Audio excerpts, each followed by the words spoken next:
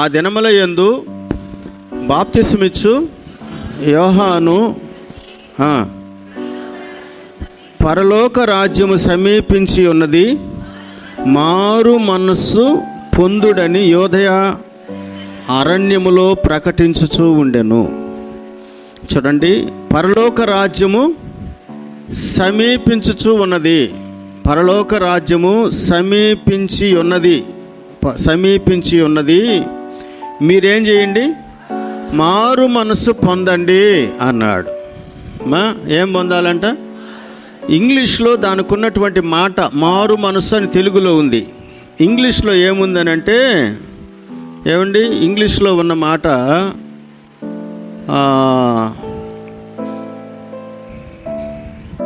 And saying repent he for the Kingdom of heaven is at hand అన్నాడు. Repent అంటే అర్థం. ఇంగ్లీష్లో repent అంటే తెలుగులో పశ్చాత్తాపము అని అర్థం. దాన్ని తర్జుమాలో మనకు తెలుగులోకి వచ్చే లోపల ఏమైందంటే, తర్జుమాలో మీరు మారు మనస్సు పొందండి అని వచ్చింది. ఇంగ్లీష్లో దాన్ని హిబ్రూలో నుంచి, ఆదిమ హెబ్రీ భాషలో నుంచి తర్జుమా చేసుకుంటూ వచ్చినప్పుడు, అది ఆంగ్లంలోకి వచ్చినప్పుడు రిపెంట్ అని రాశాడు. తెలుగులోకి వచ్చిన తర్వాత మారు మనస్సు అన్నాడు. అదే మాటని ప్రభువైన యేసుక్రీస్తు 4:17 కూడా ఆ మాటే అన్నారు. నాయన వింటున్నారా? 4:17 కూడా అదే మాట అన్నాడు. ఏమని? పరలోక రాజ్యము సమీపించి ఉన్నది గనుక మారు మనసు పొందండి అన్నాడు. తర్వాత 3వ అధ్యాయం 8వ వచనంలోకి వచ్చినప్పుడు బాప్తిసమిచ్చే యోహాను ఇంకొంచెం ముందుకు పోయి ఏమన్నాడంటే, ఇంకొంచెం ముందుకెళ్ళి మీరు 3:8 మారు మనసుకు తగిన ఫలము ఫలించండి అన్నాడు. యోహాను 15:8 మనం చదువుకున్న ప్రభువైన యేసుక్రీస్తు తన బిడ్డలందరినీ ఉద్దేశించి, తన శిష్యుల్ని ఉద్దేశించి, తన సంఘాన్ని ఉద్దేశించి మాట్లాడిన మాట ఏంటంటే, మీరు బహుగా ఏ ఫలము ఫలించాలి? 3:8 ప్రకారం మత్తయి సువార్త, మారు మనసుకు తగిన ఫలము ఫలించండి. ఆ ఫలము ఫలించడం వల్ల నా తండ్రికి మహిమ. మీకు అర్థమైందా? ఏ ఫలము ఫలించడం వల్ల? మారు మనసుకు తగిన ఫలము. బాగా వినాలి. తగిన ఫలము, తగని ఫలము కదా. యేసుక్రీస్తు ప్రభువు కానీ, యోహాను కానీ, ఏమండి, ఇంకా అపోస్తలులు కూడా, అపోస్తలులైనటువంటి పేతురు చెప్పిన మాట కూడా మీకు ఒకసారి గుర్తు చేస్తాను. అపోస్తల కార్యాల గ్రంథం 2వ అధ్యాయము 38వ వచనం. అపోస్తల కార్యాల గ్రంథం, మీరు మారు మనస్సు పొంది పాప క్షమాపణ నిమిత్తము ప్రతివాడు, హల్లెలూయా, చర్చిలో ఉండే ప్రతివారు, వాక్యం వింటున్న ప్రతివారు ఏం చేయాలంట? మీరు మొట్టమొదట మారు మనస్సు పొంది. అవునా? ఏం పొందాలి? నేను అడిగినప్పుడు మీరు చెప్తా ఉండండి. ఏం పొందాలి? మారు మనస్సు. అంటే మారు మనస్సు అంటే ఇంగ్లీష్లో ఏమనుకున్నాం? రిపెంట్ అంటే పశ్చాత్తాపము అన్నాడు. దానికి సరైన వివరణ ఏంటంటే, ప్లారా, మారు మనస్సు లేకపోతే పశ్చాత్తాపము అనగా ఏంటి? మారు మనస్సు లేకపోతే పశ్చాత్తాపము అంటే ఏంటి? అది ఎలా జరుగుతుంది? అది ఎప్పుడు జరుగుతుంది? నాలో ఏ విధంగా జరిగింది? నేను జరిగినటువంటి వ్యక్తిగా ఉన్నానా, జరగకుండానే నేను ఉన్నానా అనే దాన్ని కొంచెం మనము ఈ ప్రభు బల్లారాధన దినాన అవసరాన్ని బట్టి, ప్రభు మనకిచ్చినటువంటి అనుభవాన్ని బట్టి నేర్చుకుందాం. సరేనా?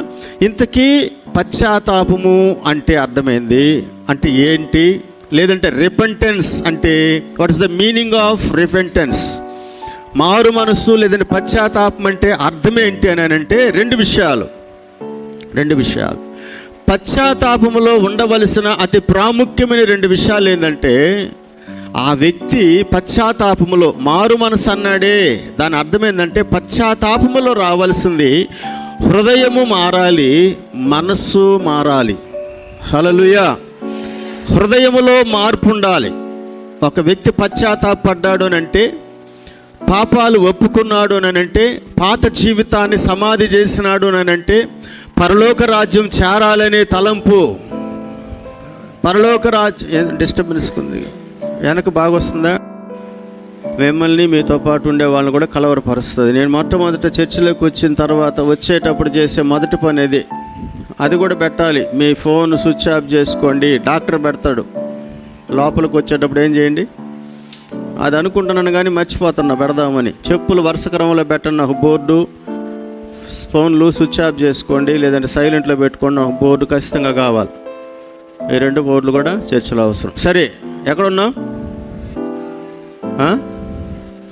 మారు మనస్సు లేదా పశ్చాత్తాపము అంటే, రిపెంటెన్స్ అంటే, పశ్చాత్తాపము అంటే 2 ఉండాలి. పశ్చాత్తాపంలో 2 ఉండాలి, ఖచ్చితంగా 2 ఉండాలి. అందులో ఏంటంటే మనిషి యొక్క మనస్సు మారుండాలి, హృదయము మారాలి. గుర్తుపెట్టుకోండి, ఏమేమి మారాలి?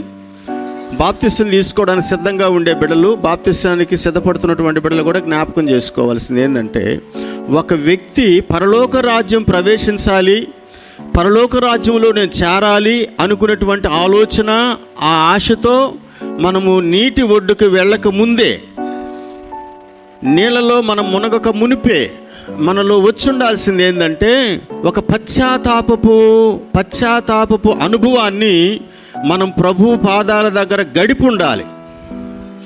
ఏంటా పశ్చాత్తాపం అని అంటే, నా హృదయము బహుభయంకరమైనది, నా మనస్సు లోక సంబంధమైనటువంటి ఆశలతో, అడి ఆశలతో, వ్యామోహాలతో నా మనస్సు ఉంది.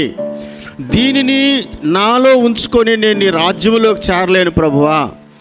అందుకని నీవే దేవుడు అని, నీవు తప్ప వేరొక దేవుడు లేడని, నీవే పరలోక రాజ్యానికి మోక్షానికి మార్గము సత్యము జీవమని, తండ్రి నుంచి పంపబడిన ఏకైక రక్షకుడువు నీవేనని నేను నమ్మి హృదయంలో విశ్వసించి నా నోటితో ఒప్పుకొని ఇప్పుడు నేను రక్షణ కొరకై బాప్తిస్మము దగ్గరికి వచ్చాను. అయితే రాబోయే ముందే ఆ వ్యక్తి దేవుని పాదాల దగ్గర కొన్ని రోజులుగా, కొన్ని నెలలుగా రక్షణ కొరకు తన యొక్క జీవితం విషయమై, తన మనస్సు విషయమై, తన ఆశల విషయమై, లోక సంబంధమైన తన తలంపుల విషయమై ఆ వ్యక్తి పశ్చాత్తాపపడుతూ దేవుని దగ్గర మూలిగిన అనుభవము ఉండాలి. హల్లెలూయా. ఏమండి, ఆ వ్యక్తి దేవుని దగ్గర కన్నీరు గార్చి ఉండాలి. ఆ వ్యక్తి దేవుని పాదాల దగ్గర మొరపెట్టుకొని ఉండాలి. తన యొక్క మనస్సును బట్టి, తన ప్రవర్తన బట్టి, తన హృదయ స్థితిని బట్టి, తన నడుచుకుంటున్నటువంటి దారిని బట్టి, తన జీవితం ఎంత చీకటిలో ఉందో, ఎంత శాపములో ఉందో, దేవునికి విరోధమైన మార్గములో ఎంతగా మనం నడుస్తున్నాము అని బాప్తిసానికి ముందే ఉండవలసిన అమూల్యమైన అనుభవాలు ఏంటంటే, ఆ వ్యక్తికి దేవుని దగ్గర గడిపిన, దేవుని పాదాల దగ్గర ప్రార్థన చేసుకున్న, నలగగొట్టుకున్న అనుభవము ఉండాలి. ఎక్కడికి రాకముందే? నీటి ఒడ్డుకు రాకముందే.